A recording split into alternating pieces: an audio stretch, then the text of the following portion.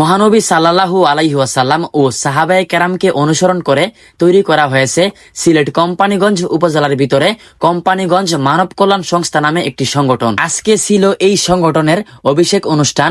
মূলত এই সংগঠনটি কেন তৈরি করা হয়েছে এই ভিডিওটি সম্পূর্ণ দেখলে আপনারা বুঝতে পারবেন। হ্যালো হোয়াটসঅ্যাপ গাইস, আসসালামু আলাইকুম। আমি মাসুম আছি আপনাদের সাথে।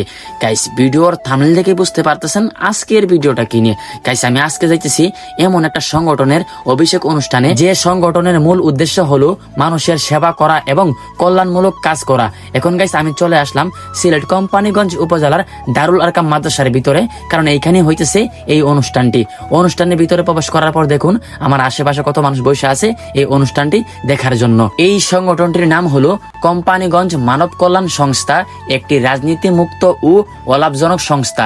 এই সংস্থার মূল কাজ হলো কুরআন সুন্নাহের আলোকে দিনী কাজে উৎসাহ উদ্দীপনার জন্য সর্বাত্মক সাহায্য ও সহযোগিতা করা, এতিম অসহায় বিধবা বয়স্ক আশ্রয়হীন ও সমাজের সুবিধা বঞ্চিতদের সার্বিক সাহায্য সহযোগিতা করা, অসহায় চিকিৎসা বঞ্চিতদের চিকিৎসার ব্যবস্থা ও শিক্ষা বঞ্চিত গরিব ছাত্র ছাত্রীদের শিক্ষা উপকরণের ব্যবস্থা করা, হত দরিদ্র পরিবারের বিবাহযোগ্য মেয়েদেরকে যৌতুকবিহীন বিবাহের ব্যবস্থা করা, বন্যা কবলিত দুর্যোগপূর্ণ এলাকায় ত্রাণ সামগ্রী বিতরণ করা, পরিবেশ বান্ধব ও সদূর প্রসারী কোম্পানীগঞ্জ গড়তে বিভিন্ন শিক্ষা প্রতিষ্ঠানে বৃক্ষরোপণ কর্মসূচি গ্রহণ, সুবিধা বঞ্চিত এলাকায় উন্নয়নমূলক কাজে যথাসম্ভব সহযোগিতা করা, দুর্ঘটনায় ক্ষতিগ্রস্ত প্রবাসীর পরিবারকে সার্বিক সহযোগিতা করা, উপজেলার মেধাবী শিক্ষার্থীদের মাঝে বৃত্তি পরীক্ষার আয়োজন ও বৃত্তি প্রদান করা, মাদকমুক্ত সুস্থ সমাজ বিনির্মাণে সময় উপযোগী বিভিন্ন পদক্ষেপ গ্রহণ করা। আমার কথাগুলো শুনে বুঝতেই পারতেছেন এই সংগঠনটি মানব কল্যাণের জন্য কতটা গুরুত্বপূর্ণ হতে পারে। আরেকটি গুরুত্বপূর্ণ কথা,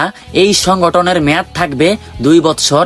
মেয়াদ শেষে 1 মাসের মধ্যে সংগঠনের সম্মানিত উপদেষ্টা মণ্ডলী ও সদস্যদের মতামতের ভিত্তিতে নতুন কার্যকারী কমিটি গঠন করা হবে। হঠাৎ করে দেখি আমার চোখের সামনে একজন সাংবাদিকের হাতে আমার প্রিয় সেই রুডের মাইক্রোফোনটি, তাই হাত দিয়ে আমি চেক করতেছি আর আমার কাছে অনেক ভালো লাগছে এই মাইক্রোফোনটি হাতে নিয়ে। আর গাইস, এইখানে ভিডিও করতে এসে আমার অনেক ফলোয়ার্সদের সাথে আমার দেখা হয়েছে, তাদের সাথে কথাবার্তা বলে আমার অনেক ভালো লাগছে। অনুষ্ঠান চলাকালে ঠাস করে চলে গেল কারেন্ট, আর কারেন্ট যাওয়ার কারণে এইখানে বসে থাকার কোনো সিস্টেমই নাই, কারণ এত পরিমাণের গরম আমাদের এখানে লাগতেছে। যদি এই সংগঠনের মানুষেরা এইখানে জেনারেটরের ব্যবস্থা না করত তাহলে এই অনুষ্ঠানটি চালিয়ে যাওয়া অনেক কষ্ট হতো, কারণ অনুষ্ঠান চলাকালে 2 থেকে 3 বার কারেন্ট চলে গেছে, আর বারবার কারেন্ট যাওয়ার কারণে এইখানে সবাই বিরক্ত হয়ে গেছে।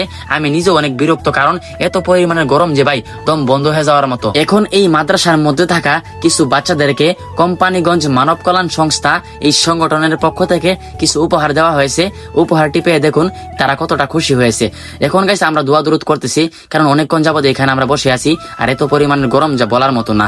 আলহামদুলিল্লাহ দোয়া দুরুদ শেষ, এখন আমরা বাহিরে চলে যাব। বাহিরের ভিউটা মাশাআল্লাহ অনেক সুন্দর, কিন্তু ভিতরের অবস্থাটা অনেক ভয়াবহ, কারণ এইখানে অনেক বেশি গরম, কারণ এইখানে অনেক মানুষ আছে। এখন যেহেতু অনুষ্ঠান শেষ, এখন সব বাচ্চাদেরকে সিন্নি দেওয়া হইতেছে, আর আমি নিজেও সিন্নি নিলাম 2টা, একটা আমার এবং একটা আমার ক্যামেরাম্যানের। দেখুন আমার হাতে সেই সিন্নিটি আছে। গাইস, দীর্ঘ সময় অপেক্ষা করার পর অবশেষে শেষ হয়ে গেল অনুষ্ঠান। 2টা সিন্নি নিয়ে আসলাম আর 2টা ফুল নিয়ে আসলাম, এই আর কি। তো গাইস, আজকের ভিডিওটা এই পর্যন্তই। যদি আমার ভিডিওগুলো আপনাদের কাছে একটু ভালো লাগে থাকে তাহলে অবশ্যই ভিডিওটা শেয়ার দিবেন। ধন্যবাদ সবাইকে, আল্লাহ হাফেজ।